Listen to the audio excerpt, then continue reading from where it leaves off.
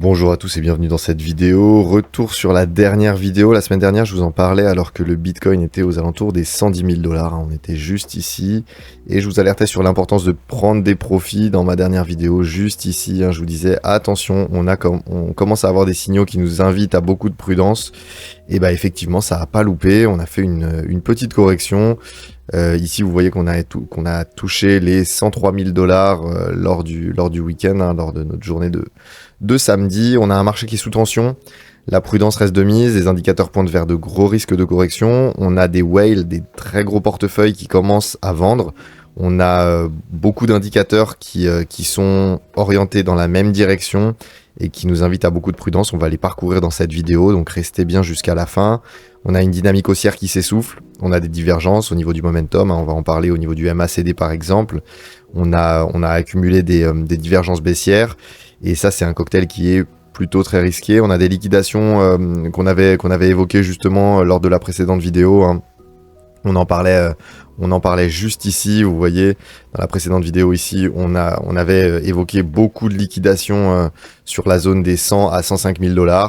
Bon, bah évidemment, ça n'a pas loupé. Vous voyez que ici, si je vous prends sur les 2 dernières semaines, vous voyez que les liquidations qu'on avait évoquées entre 100 et 105 000 $, elles ont été fortement avalées. Ici, vous voyez qu'on est venu récupérer toutes ces liquidations-là.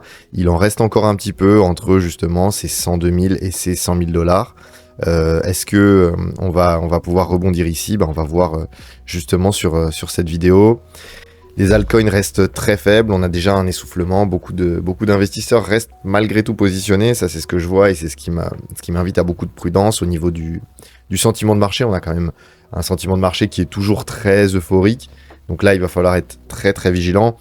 Je sais ce que vous vous dites quand vous regardez cette vidéo. Pour beaucoup, vous êtes en train de vous poser la question, oui, mais les cryptos ont à peine augmenté et je devrais déjà vendre. J'ai à peine pris 10% ou 15% depuis le bottom d'avril. J'ai raté toute la hausse, je vais pas vendre maintenant. Et si le Bitcoin repart à la hausse, comment je vais faire, etc. Et en fait, c'est toujours un cercle vicieux. C'est-à-dire que à chaque fois, quand vous êtes ici, vous vendez pas alors que on vous évoque. Moi, je vous évoquais par exemple une zone de prise de profit. Finalement vous vendez pas, vous prenez la baisse, vous dites j'ai déjà trop attendu la baisse, je vais attendre un rebond pour revendre, puis finalement on a une nouvelle correction, vous vendez toujours pas parce que là forcément vous avez déjà pris moins 25%, donc vous vous dites je vais pas vendre maintenant, tant pis. Et au final quand le prix finit par remonter, vous êtes toujours perdant depuis longtemps. Réfléchissez au nombre de fois où vous vous êtes dit j'en ai marre, la prochaine fois je prends des profits, et là ça devrait vous servir de leçon. On est encore dans une zone de prise de profit qui est intéressante, on va voir ça ensemble, je vais vous dérouler tous les indicateurs qui vont vous permettre d'éclairer votre décision. C'est suffisamment rare d'avoir un grand nombre d'indicateurs qui sont en cohérence les uns avec les autres. Donc il faut quand même savoir les écouter et savoir rester rationnel et ne pas se faire biaiser par ses émotions. Évidemment, si vous n'êtes pas capable de le faire par vous-même, on propose toujours des accompagnements personnalisés. Vous voyez que nos clients, nous, on les a invités à sortir de position ici. Donc pour beaucoup, ils se sont déjà prémunis d'une grosse baisse. Si vous regardez des altcoins relativement fort malgré tout, je sais pas, par exemple ne serait-ce que le BNB, vous voyez que sur les derniers jours il perd déjà, il a perdu 6-7%. Sur des gros capitals en quelques journées, c'est toujours dommage de subir des baisses aussi importantes. Vous voyez qu'ici sur le sol on est déjà à quasiment 15% de baisse. Évidemment la prise de profit et être accompagné par des personnes qui font ça toute la journée, c'est quand même plutôt très pratique. On va démarrer tout de suite et je vais vous évoquer donc tous ces indicateurs. Donc déjà au niveau du momentum, vous voyez que sur les convergences-divergences des moyennes mobiles, donc le MACD, vous voyez qu'ici, si je retire le signal, hop, vous voyez qu'ici, on est sur des très très grosses divergences. Donc ici, on a plus beaucoup de force, vous voyez qu'ici, on a des sommets de plus en plus bas et des creux de plus en plus hauts. Donc on est sur une dynamique qui est, voilà, ici, hop, hop, hop, hop, hop. Donc ici, évidemment, si vous savez pas lire le MACD, on en a fait toute une formation qui est accessible directement dans les liens en description, une formation complète sur l'analyse technique en plus de 7 heures de contenu vidéo. Donc vous voyez qu'ici, on est sur un momentum vendeur, donc ça veut dire que la pression vendeur est très très forte. On a une dynamique qui est brisée, la dynamique acheteuse hein, qu'on avait depuis ce point bas. Bah, vous voyez que ici, depuis qu'on avait ce point bas là, on a fait de nouveau un nouveau plus bas. Et donc là, ça y est, la dynamique acheteuse qu'on avait depuis tout ce temps-là bah, est brisée. Donc en soi, c'est pas forcément un problème sur le moyen terme ou sur le long terme, mais sur le court terme, ça nous invite évidemment à beaucoup de prudence. Au niveau d'un autre indicateur que j'aime bien vous montrer, c'est justement le Tether Ratio Channel. Donc ça, c'est un RSI sur les inflows de stablecoin. Donc ça, en gros, ça nous invite à nous dire que les nouveaux portefeuilles n'ajoutent plus d'USDT sur les exchanges. Donc ça veut dire que globalement, il n'y a pas d'argent frais qui arrive sur les marchés. Et vous voyez que généralement, quand on a comme ça des grosses phases haussières, puis un croisement de ces deux courbes, et ben c'est généralement pas bon signe. Donc là, le croisement, on était proche de l'avoir quand je vous avais fait la précédente vidéo. Bon bah là, on l'a eu. Évidemment, donc il est là. Si on regarde les précédents signaux, bah, vous voyez qu'ici c'était justement au moment où on avait notre essoufflement. Alors effectivement, vous allez me dire oui, on a quand même eu une augmentation après, mais bon, cette augmentation c'était une grosse zone de distribution. Alors libre à vous de la jouer. Honnêtement, vendre le top, c'est toujours quasiment du hasard. Donc ce qu'il faut, c'est quand on a des signaux qui nous invitent à de la prudence, bah, en prendre bonne note. Vous voyez qu'ici, par exemple, bah, c'était pile poil le top. Quand on a eu ce croisement-là. Ici, vous voyez que c'était le top sur quelques semaines. Puis après, bah, évidemment, hein, on a repris des forces, etc. Mais vous voyez qu'à chaque fois, surtout quand on a des grosses phases haussières comme ça, bah, il faut savoir les écouter. Vous voyez qu'à chaque fois, c'est quand même pertinent. Évidemment, chaque indicateur nous donne une information et c'est la corrélation entre un grand nombre d'indicateurs qui nous invite à prendre une position ou non. Par contre, voilà, quand on va regarder les ETF Bitcoin, vous savez que justement sur les dernières semaines, bon moi je regarde toujours le portefeuille de BlackRock, hein, c'est eux qui semblent donner la majorité de direction. Vous voyez que c'est ce qui est le plus pertinent pour savoir si on a des gros portefeuilles qui semblent se positionner sur Bitcoin ou non. Et là, vous voyez que le 30 mai, on a eu une grosse sortie de capitaux. On avait eu des sorties de capitaux au global sur la journée du 29. Bon, bah là, BlackRock également sort de position le 30 mai. Alors effectivement, vu tout le portefeuille qu'ils ont, 430 millions de sorties, c'est pas énorme, mais c'est déjà quelque chose qui nous indique quelque chose. Ça nous indique que potentiellement, on a des personnes qui prennent des profits. Et ça, c'est corroboré par justement un indicateur que Glassnode nous communique, qui est accessible sur X, sur le compte de Glassnode. Vous voyez que ici, quand on a des couleurs bleues, c'est qu'on a généralement des zones d'accumulation, et quand on a des zones rouges, c'est qu'on a des zones de distribution. Et vous voyez que ici, bah, on avait des zones d'accumulation qui commençaient. Donc on avait ici de l'accumulation par les très gros portefeuilles. Hein. Vous voyez que la ligne du dessus, c'est des portefeuilles qui contiennent plus de 10 000 bitcoins. Vous voyez qu'ici, on avait sur la zone des 100, 102 000 dollars encore de l'accumulation par des gros portefeuilles. Puis cette accumulation s'est transférée, c'est toujours comme ça que ça se passe, les gros portefeuilles, les très gros portefeuilles accumulent, puis les gros portefeuilles, puis les portefeuilles de taille moyenne, puis de plus en plus petits. Vous voyez qu'ici, on commence à avoir du rouge qui apparaît, c'est-à-dire que les très très gros portefeuilles de plus de 10 000 bitcoins commencent à prendre des profits.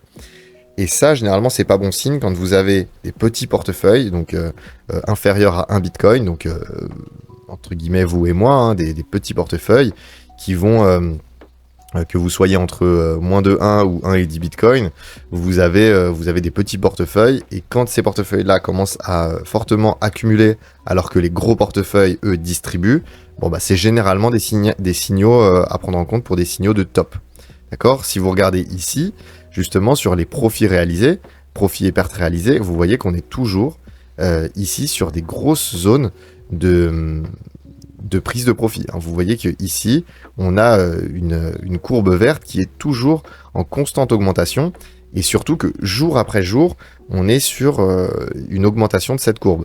Donc vous savez, si vous avez fait un peu de maths, etc., on regarde l'amplitude des courbes, mais on regarde aussi l'intégrale de la courbe, c'est-à-dire l'air en dessous de cette courbe. Et là, vous voyez que ici, certes, on n'est pas allé très très haut, moins haut que ce qu'on a pu être, par exemple, ici sur le mois de novembre-décembre ou ici sur le mois de mars, mais vous voyez par contre que c'est en constante augmentation et qu'on est sur des niveaux élevés de prise de profit depuis des jours et des jours et des jours. Et donc tout ça vient s'accumuler.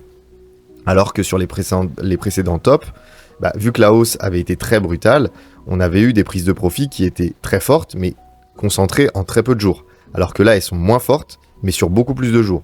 Donc au global, on a quand même beaucoup de prises de profit.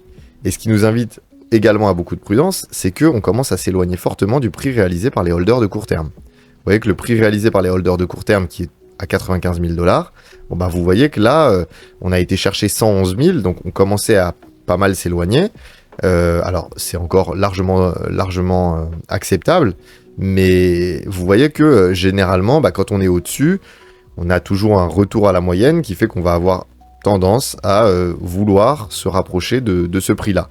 Alors, vous savez, c'est comme un élastique qu'on tend, bah, forcément, à force de le tendre, au bout d'un moment, bah, il se détend et il retourne à la moyenne. Donc ici, c'est un indicateur de prudence.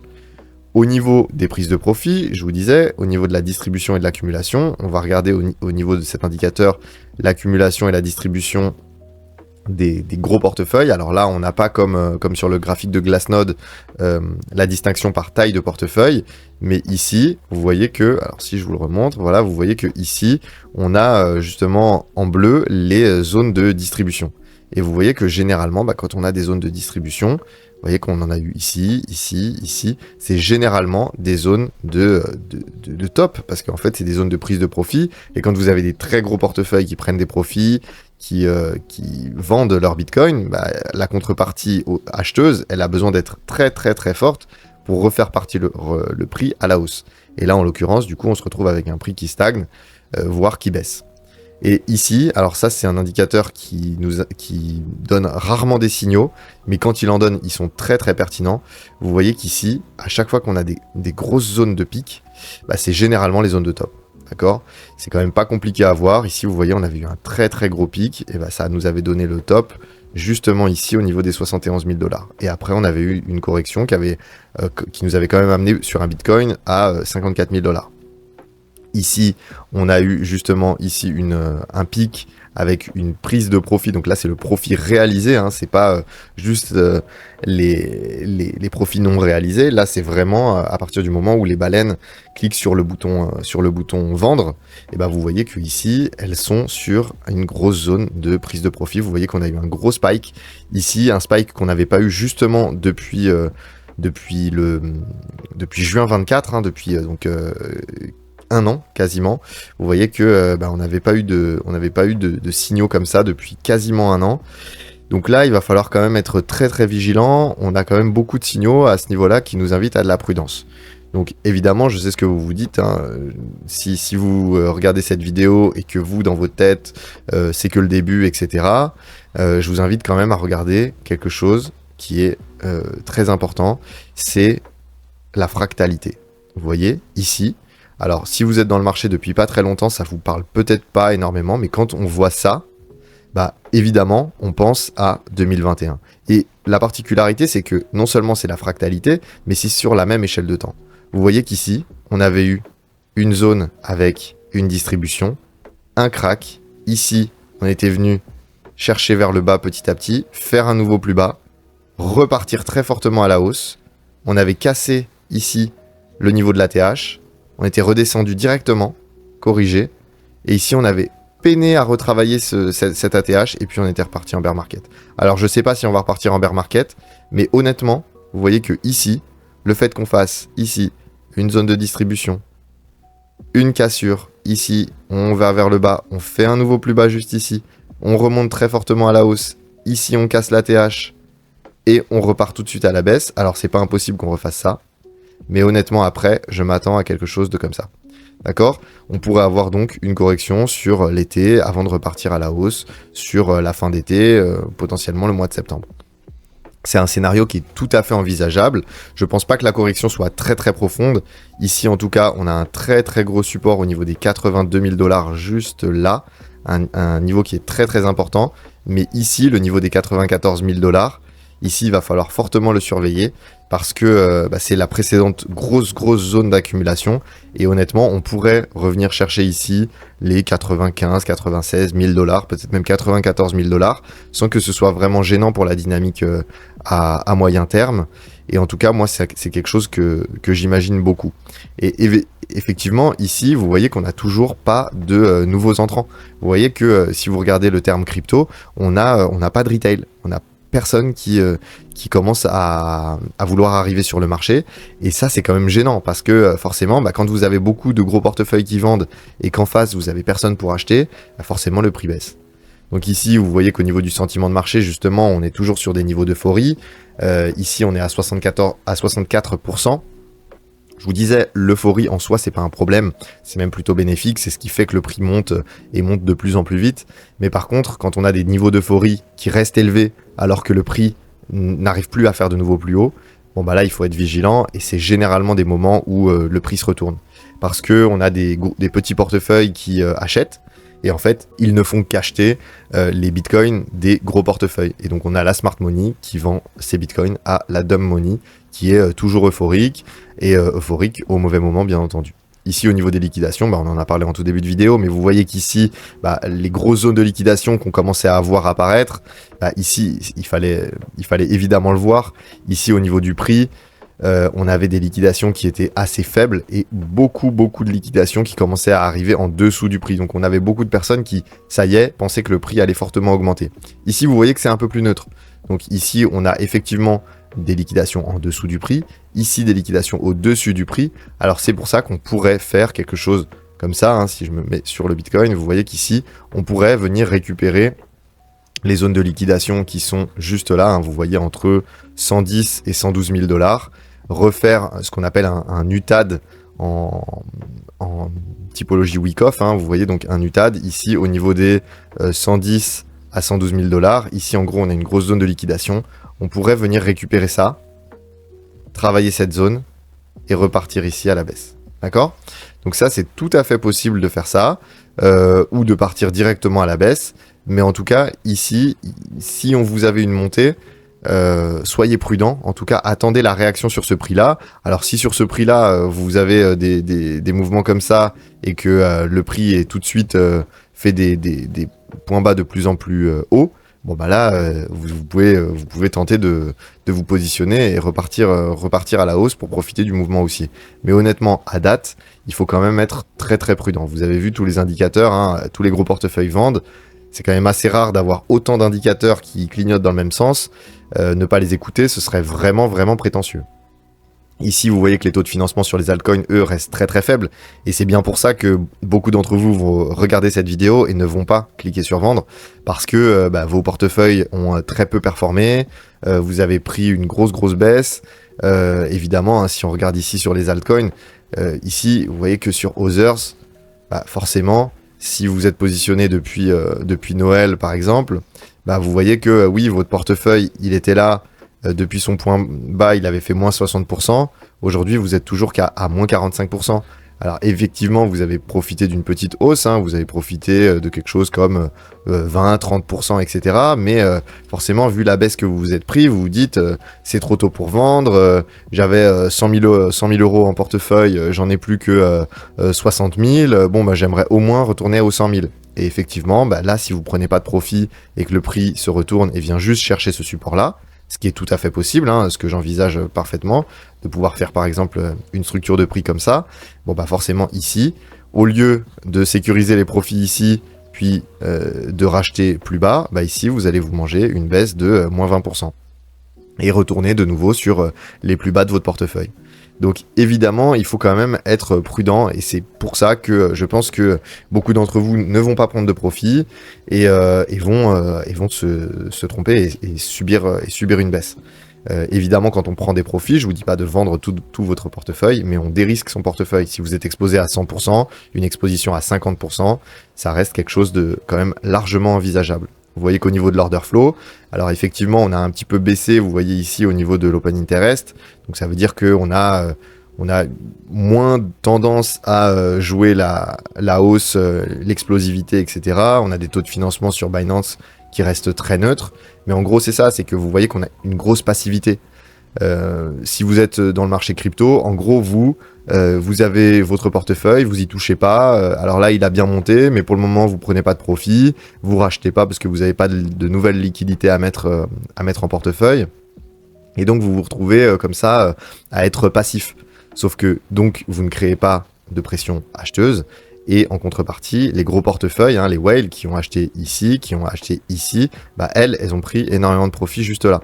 Et donc forcément, ici, elles peuvent décider de vendre 15% de leur portefeuille, de les réallouer ces 15% quand on sera ici, pour repartir à la hausse.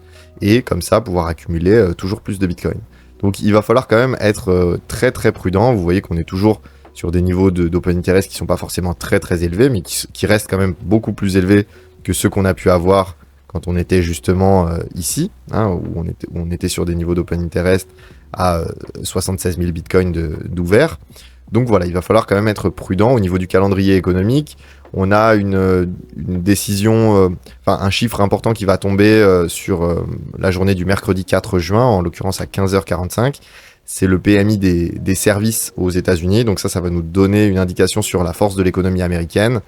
C'est toujours quelque chose qu'on surveille au niveau macroéconomique parce que forcément le marché crypto est corrélé au marché américain à Wall Street. Et vous voyez qu'ici, Wall Street, bon, on est sur des plus hauts, on est en train de retravailler la zone des 5800 à 5900 points. Et on pourrait ici vouloir récupérer un peu de liquidité, ressouffler un petit peu, peut-être s'appuyer ici sur, vous savez, ici c'est notre break, notre MSS, donc le Market Structure Shift. C'est vraiment le niveau sur lequel on est venu entraîner cette baisse. Ici, c'est le moment où on a, le 2 avril, je vous rappelle, eu le Liberation Day de Donald Trump, où il a annoncé avec son tableau les droits de douane sur les différents pays. On est venu ici breaker ce MSS, faire justement un nouveau plus haut, mais on pourrait venir vouloir s'appuyer ici pour repartir. Et vous voyez que ici, si on avait ce genre de baisse, ça fait une baisse de 3,5%. 3,5% de baisse sur le marché, sur Wall Street, ça peut être 6 ou 7% de baisse sur le Bitcoin, et ça peut être 25% de baisse sur les altcoins, qui nous amènerait à l'endroit où je vous ai dit, juste là, au niveau des 190 milliards de market cap pour Others, par exemple. Donc au niveau de l'inflation, la bonne nouvelle, c'est qu'ici, sur le début du mois de juin, on semble avoir une inflation qui ralentit un petit peu. Donc ici, on était aux alentours des 2,1%. Ici, on est à 1,8%. Il va falloir voir ce qu'il en est. Honnêtement, si on se stabilise ici en dessous des 2% sur Trueflation, c'est pas forcément mauvais signe. Ça peut être bénéfique sur le moyen terme. En tout cas, pour le moment, on n'a pas vraiment d'alerte à ce niveau-là. C'est ce qui fait que ici, au niveau justement des prévisions de la Réserve fédérale américaine sur des potentielles baisses de taux à venir, vous voyez que ici, le consensus est clair. D'ici 2 semaines, d'ici la réunion de la Réserve fédérale américaine du 18 juin 2025, on n'aura pas de baisse de taux. On a 98,7% de chances de ne pas avoir de baisse de taux. Donc autant dire que on n'aura pas de baisse de taux. En juillet, c'est quasi sûr également qu'on n'aura pas de baisse de taux et on attendra peut-être la rentrée, peut-être le 17, la réunion du 17 septembre, voire la suivante en octobre. En tout cas, on s'attend à une première baisse de taux d'ici la rentrée.